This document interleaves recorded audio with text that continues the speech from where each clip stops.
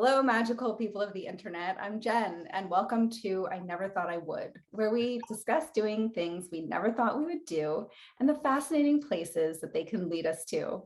I have such a fascinating guest today. He is a saxophonist, he's a music producer, and he's an author, Jackiem Joyner. Hi, Jackiem. Hey, how are you doing, Jennifer?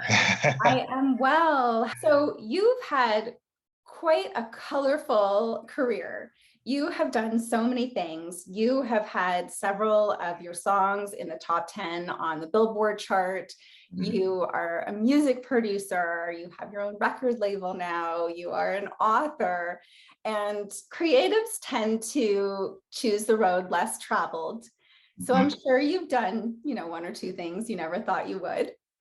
Yes. So, I never go ahead. I never actually thought I would play the saxophone. And a lot of people are very surprised to hear that because I was playing the drums in middle school and I thought I was going to be a drummer. I thought I was going to go to high school and it was going to be a drummer and that was going to be my story. The music teacher told me they had enough drummers already and I'm going to have to play something else if I want to be in the band. And I was like, really? So he took me to this big band closet and he said, you can choose whichever instrument that you want and I'll show you how to play it. I saw a tuba. It was just really big. I couldn't imagine that. I saw a trumpet and I was like, wow, it only has 3 notes. That seems really limited. And then I saw a flute and I was like, I thought only girls play flute, and then I saw this instrument. I thought it was made of gold. It had to have maybe 1,000 buttons on it. It was floating. There was like a halo over it with clouds and all these magical stars were around it. And then the choir was singing, let's not forget that. And I said, what is that? He said, that young sir is a saxophone. I said, teach me how to play that. I want to learn how to play that. He gave me a tape and I fell in love with the saxophone, totally forgot about the drums, and the rest is history. Okay, I have some questions about that because playing the drums is a totally different physicality, totally different mindset than playing the saxophone. So yes. How long had you been playing drums at this point in time when you were forced to kind of transition to a new instrument? I think I was probably playing drums about 3 or 4 years. Okay. So it was I had a little bit of time. Yeah, no, exactly. It's not like, 6 months. So you've been doing it for several years now. Yeah. Okay. So once you picked up the saxophone, how long did it take for you to kind of get comfortable with the instrument and get used to the different class of instrument that it was? It was crazy because when my music teacher gave me the first few notes, I say, okay, show me the next one, show me the next one, show me the next one. I was super anxious. I was playing so loud that my science class could hear me. And it was like I was just blowing like a loud maniac. I finally learned how to control it. But it was a different thing because I was out of wind. I was like, wow, this is like taking a lot of air and stuff, So, but it was just this really fascinating adventure for me. And I was super excited. I started to excel quite quickly. I think in about 3 weeks, I was able to play a lot of the songs for the band. My music teacher was really proud of that. And I was like, wow. And he even brought the principal down and said, you got to hear this kid. He's only been playing for 3 weeks. He sounds amazing. I was super nervous. And I was like, why are you doing this? Yeah. But yeah, different thing, drums, sax, 2 different worlds. Yeah, definitely. So that's so fascinating because the way that you described it, with like the halo and the choir and the clouds, it's like it was really calling to you because especially what you mentioned with the breath work, like, most people who are learning wind instruments, like the breath work is a huge challenge that they have to overcome. And the fact that you had such a strong lung capacity that you actually had to learn to be quieter right off the bat is really amazing. You just kind of had this natural aptitude. Yeah, I kind of feel like because I always love music, and it's really interesting because what if he said, sure, you can play the drums? I would have never played the sax. you know, but it was, I learned a lot. It was just, it taught me the drums is a percussion instrument. So it's just all about keeping time and keeping rhythm. But the saxophone, you got to play in tune. You got to have a good tone. You got to, have a pitch. You have other saxophone players that are playing with you and trumpets, and you have your own part.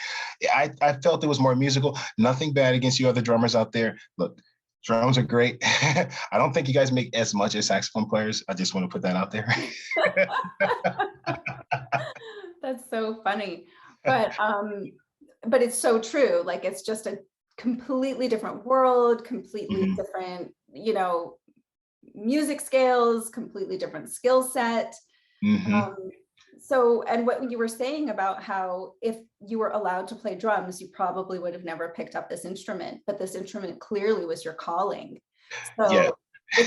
it's amazing. It's like that statement of, when one door opens, it's to make you walk through the correct door. Yeah, I'm glad I was ready, and I'm glad I was excited and I was pumped up, musically to take on it. And it's so interesting because when I looked at the saxophone, it looked like it was the most intimidating instrument. I was like, that looks impossible to play. I want to learn how to play that one. Yeah, and that's exciting. But also, you were a young person at the time. I think if you were, maybe already in your mid-20s, you wouldn't have had that open mind to jump into it so wholeheartedly. Like, it's amazing how when we're younger, like, we're so much more gung-ho to try new things. And as we get older, we get more set in our ways, which doesn't help us as creatives.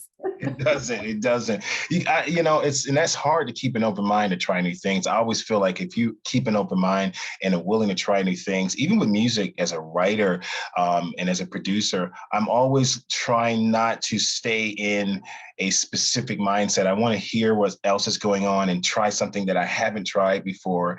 And because when you're writing music, a lot of times, if you always stick to the same type of sound or you never expand out, people can hear that in your songs. That's I always tell musicians that work with me: keep your ears open, always listen to other musicians, other types of genres of music, and you'd be surprised what you gather from some of that stuff.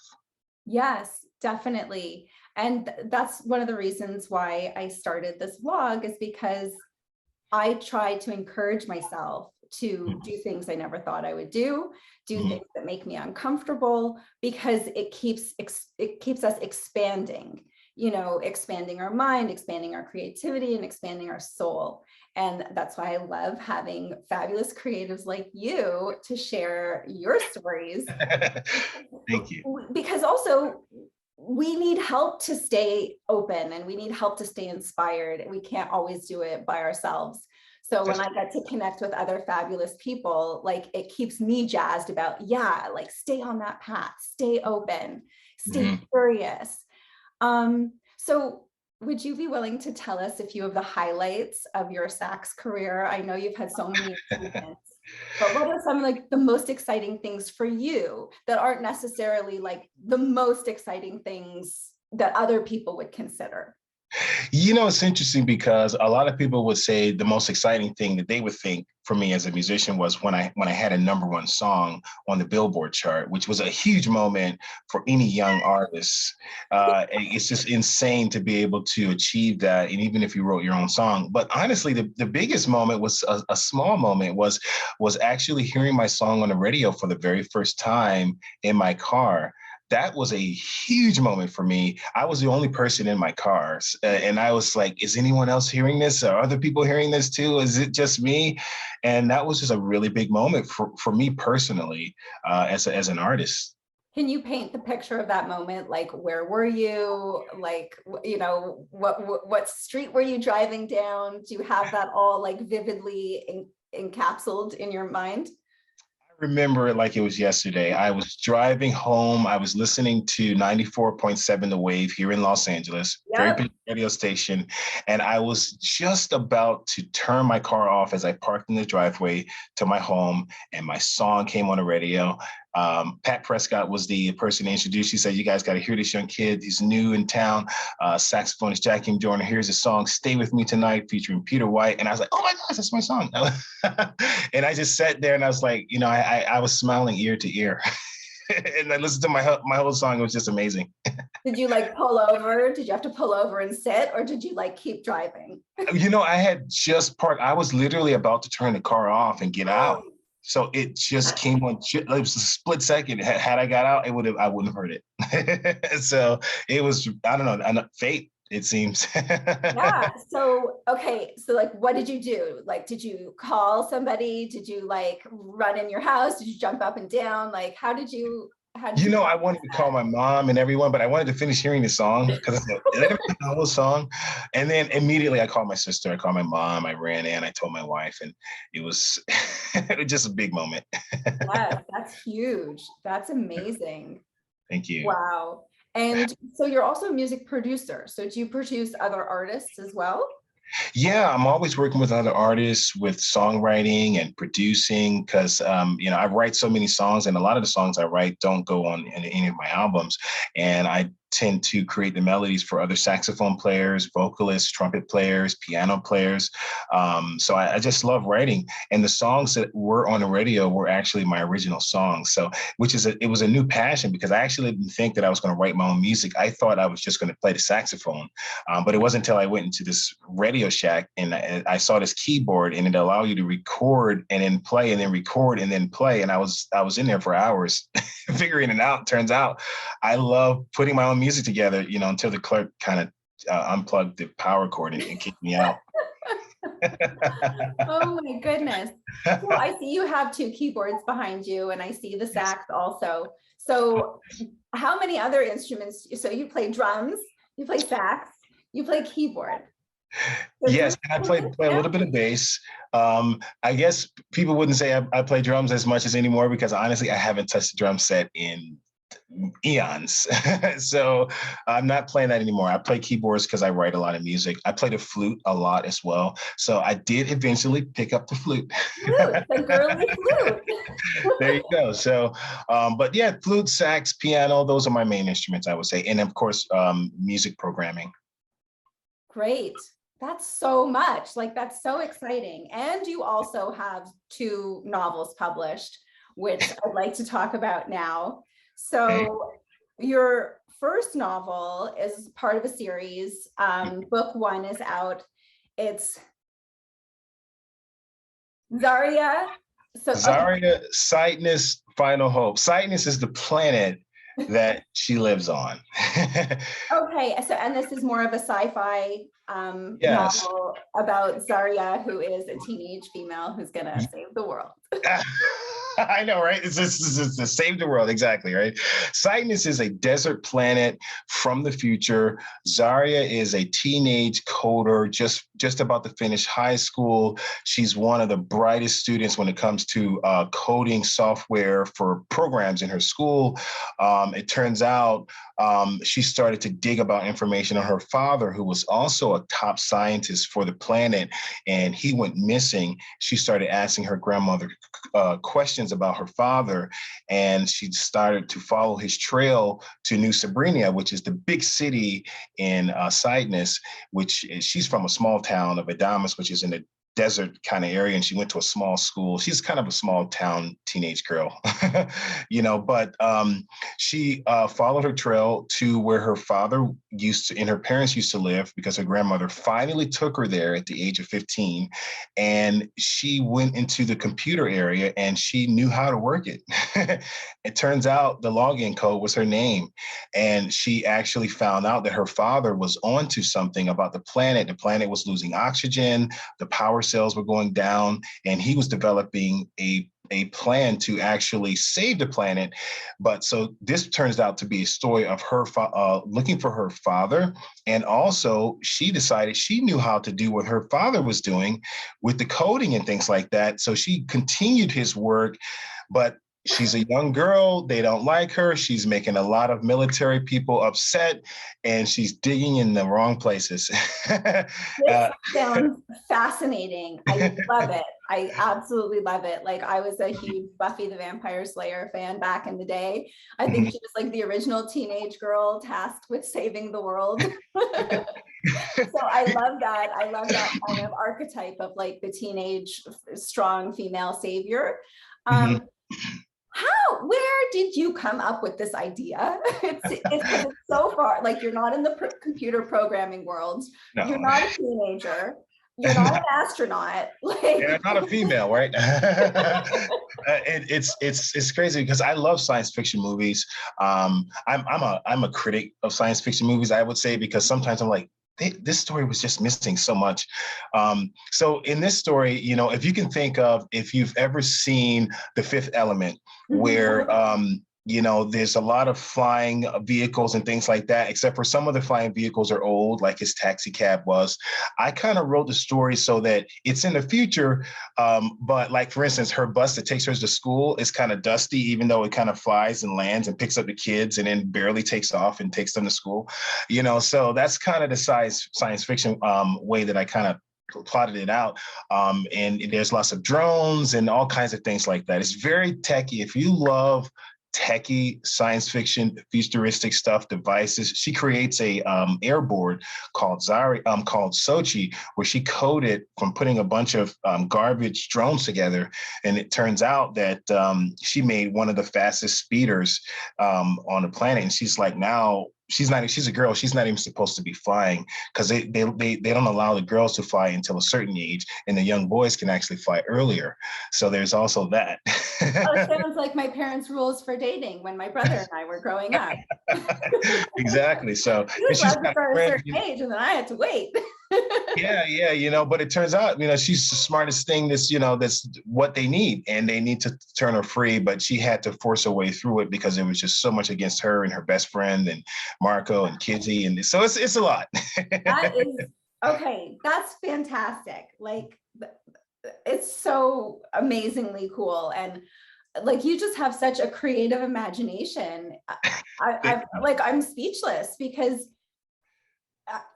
my brain doesn't work that way. As much as I'm in the creative space, the sci-fi stuff is just like, woo, and I enjoy it, and I'm so impressed with it, and I'm especially impressed with writers who can create their own worlds in that way. Like you created a whole planet, and like a whole reality. So Yes. that to me is just like the ultimate. And then you also have another book called Minor Assassin. Yes. This is also about a teenage hero, but this is more of a crime suspense novel about a teenage boy this time.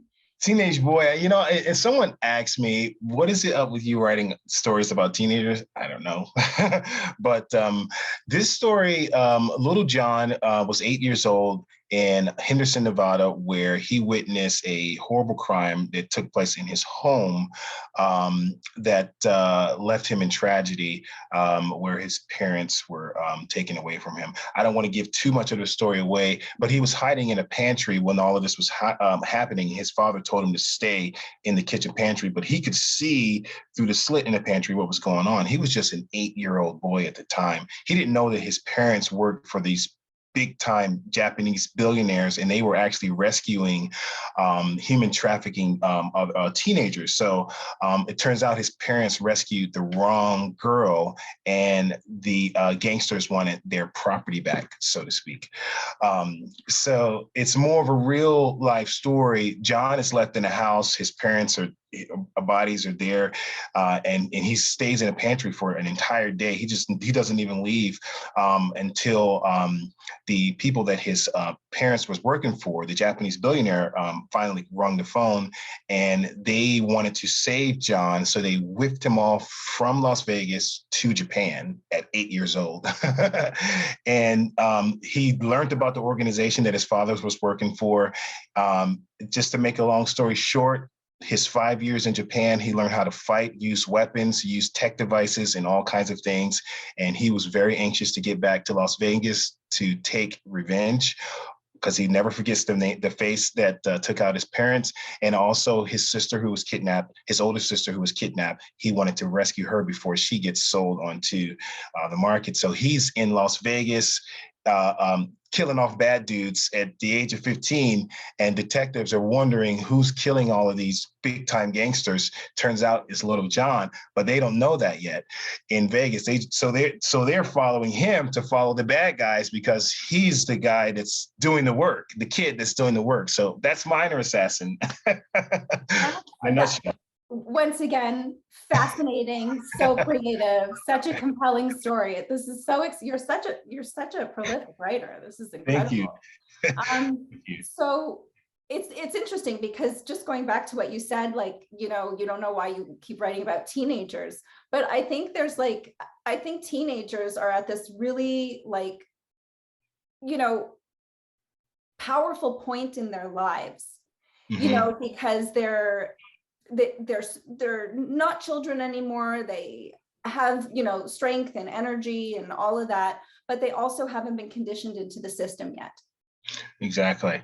So it's like those few years, when you're a teenager, it's like you still have that autonomy, you still kind of fight for your voice, and you have more courage than adults who are kind of stuck in the system. And that's why, like, even if we look back in history, a lot of the biggest political movements the charge has been taken by the youth as opposed to by the adults.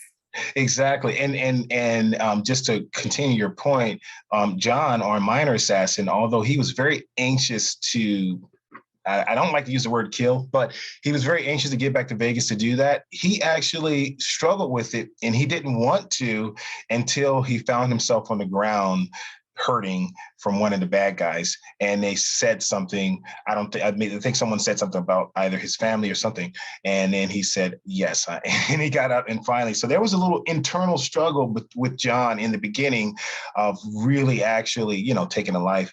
But someone had to remind him that these are some really bad people. They're kidnapping people. And, so it's different from Zarya in the sense that it's more real world. There's violence, there's blood, and that's not in Zarya. So, the Minor Assassin is although it's with the teenager, you got to have a stomach for it. And it's, a little more graphic, so to speak. It's a little more graphic. Well, this is so exciting. I am so grateful that you took the time to come and chat with me today. I loved hearing all your stories. And please let us know where we can find you, where we can find your music, and where we can find your books.